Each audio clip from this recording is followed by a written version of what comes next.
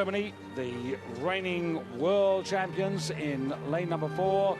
Great Britain, the world silver medalist in lane number 3.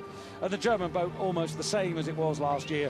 8 of last year's crew in the boat today. So over on the far side, the Ukraine with Sergei Chikhanov in the stroke seat. In lane number 2, Poland. Again, a very settled crew from last year, a crew that finished in 5th place and also was in the Olympic final in Beijing.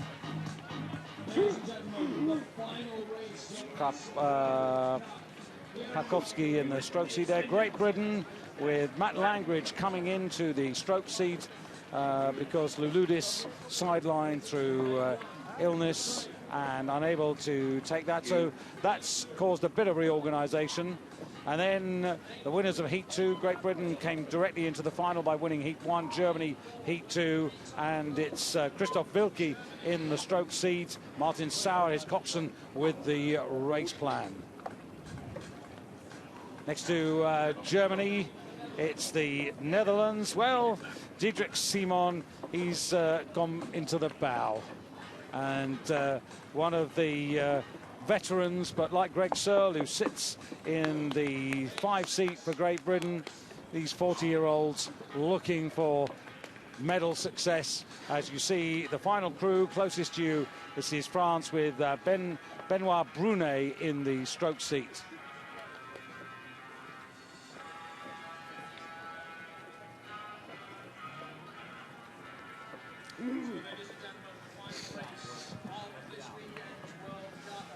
So, to bring to a close the first Samsung World Cup regatta of the season, the Blue Ribbon event as it's often known, the men's 8s coming hard on the race of the men's gladiators in the single sculls. But, well, Germany, you really think that they're going to dominate this. They're going to get out fast and they're really going to pile on the pressure.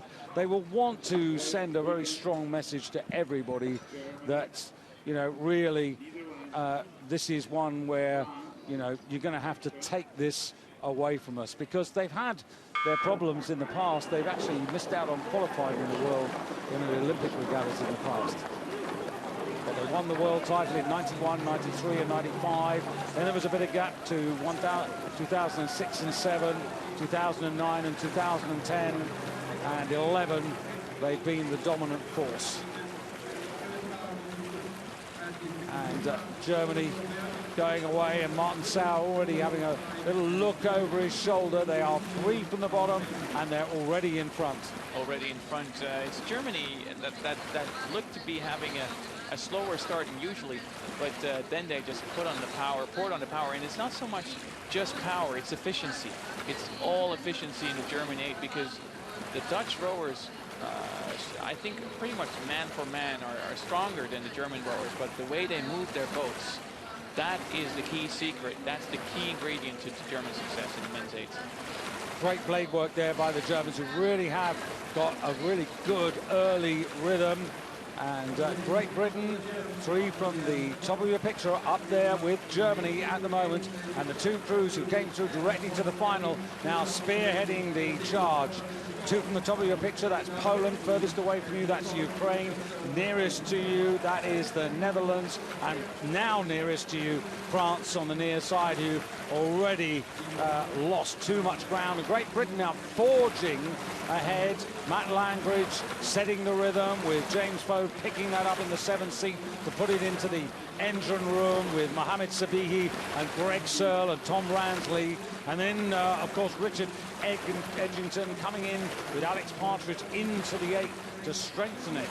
Yeah, these 2 guys came from the World Championship 4 in 2011, 2010, and they were so dominant in that position. And right now, right now they're challenging Germany. A little look across from Phelan Hill towards his colleague in the German boat, Martin Sauer, and it looks to be a question from, are you coming along? Are you coming along with us? Because we're going. Yeah. Very interesting. This is the brightest start we've seen from the British 8, and it really has put it down. And remember, this is an 8, but they've had to do a bit of reorganization because Louloudis should have been there, but he isn't there. But nonetheless, the men out there realize that you can only beat the men who are right there in front of you at the moment. Great Britain doing a great job. Yeah, right up there with Germany. Usually Germany would be leading by now by over a boat length, usually by the 1,000-meter mark. But it's Great Britain in the lead by about 2, maybe 3 feet in front of Germany. And it's the Dutch who had a really lousy start trying to edge back on the Polish crew is in 3rd position right now. Germany, who just pushed on, actually, as we came to the 1,000 meters, that's when they put in Martin Sauer, called for a push, got a push, and now Germany back in front of Great Britain. Now it's Great Britain who now need to answer that question again. They've been asked, can they answer now?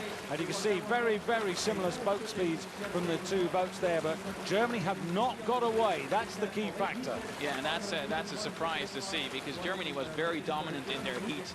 Great Britain obviously as well, but Germany has been dominant in every single race. They haven't lost a race since getting together pretty much after the Beijing Olympics, and they've been dominant. But right now they're leading, but the race is far from over. It's still Great Britain is still in this. They're about a canvas down almost at the 1,300-meter mark. And of course, how would the British love to capture that gold medal as they did in Sydney in such an exciting style, but it is Germany still with the advantage. The Dutch really haven't got into this. They've allowed themselves to get far too far behind earlier, and they've not really got a participation in this apart from 3rd place. Germany by, well, a few feet, 1.5 meters, not more than that, but now looking to pick it up. Phelan Hill asking the British to raise their game, and Germany now in that remorseless, relentless rhythm, looking better now than they have at any stage in the early part of the race. Germany now looking impressive as world champions. Impressive as world champions as they are, and Great Britain may have overstretched themselves a little bit in that first part of the race, the first 1,000 meters. And if they want to challenge the Germans in the final part of the race, they have to raise their rate and raise their momentum right now. But it looks to be Germany all the way, David. Yeah, now you can see there that advantage is the best part of half a length, and Germany just stretching away, looking really impressive. And as I said, they've got Wilke in the stroke seat, Mennigan's picking up, Lucas Muller and Richard Schmidt and Maximilian Reinhold in the engine room, and then Adamski in the bow, real experience with Kuffner sitting in the 2 seats. Yeah, and the Dutch really powering along, and if the Brits don't look out for the Dutch, then they might even be directed to the 3rd place. It's Holland trying to challenge the Brits for that vital silver medal position. Indeed, this is the traditional Dutch sprint, often too late, but you're right, they might get to the British now. Germany by virtually a length, Dutch closing on the British with every stroke. The British are just going to get there, I think. They do, but the Dutch very close, and it just makes you wonder why they leave it so late. And the problem is I don't have an answer for that question, because I asked these questions myself. I talked to Diederik Simon, I talked to technical director René Meinders, and I say, why do you always leave it too late? And I just saw Mitchell Steeman, the strokeman of the Dutch 8, on the screen, turning around and probably wondering the same thing. Why did we leave it too late, so late? They've got to get away sharper, they've got to stay with the action, and they've got to be able to use that high cruising speed to keep in touch to then deliver their punch. If they can't do that, then they're not going to medal. They're not going to medal, no, because right now it's Germany, Great Britain, Netherlands, we have Poland, but we're still missing probably one of the crews that is going to qualify at the Olympic qualification guide, the USA, who've rewritten their entire crew, and they're still a force to reckon with. The Dutch right now, Matthijs Vellinga and Rogier Blink, they're a little bit happy, but I don't think they'll be overjoyed with the result. And that's a really good performance by the Germans in the second 1,000. Yeah, really impressive. You could just see that You know, at 1,000 metres, Great Britain were with them. They were right on terms. Then they just put the push in there. And from that moment on, it was Germany edging, and then really significantly moving away. Yeah, just really shattering every piece of hope the British may have had after the 1,000-meter mark. Yeah, really impressive performance by Germany. And they keep their winning streak. Absolutely. Zlatnu medalju na šamcu u svetskom kupu Vesna u Beograd 2012.